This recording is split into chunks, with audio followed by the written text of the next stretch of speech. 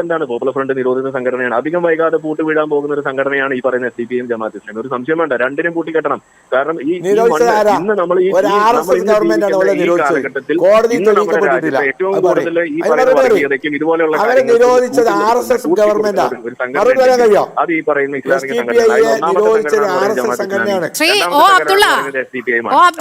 കേന്ദ്ര സർക്കാരാണ് RSS എന്ന് പറയാതെ ഈ രാജ്യത്തെ ജനങ്ങൾ തെരഞ്ഞെടുത്ത് വിജയിപ്പിച്ച് ഭരണത്തിലേറ്റിയ സർക്കാരാണ്.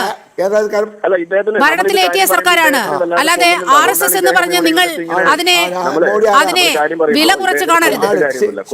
കാര്യമൊന്നുമില്ല. നിങ്ങൾ യാഥാർത്ഥ്യങ്ങൾ വളരെ ബുദ്ധിമുട്ടുണ്ടാക്കുന്ന സാധനമാണ്. അത് നിങ്ങൾ തൽക്കാലം കേട്ടോണ്ടിരിക്കുക.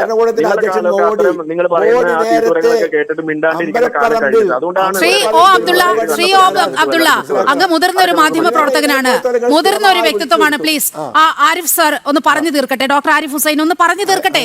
അങ്ങേക്ക് ഞാൻ സമയം തരാം.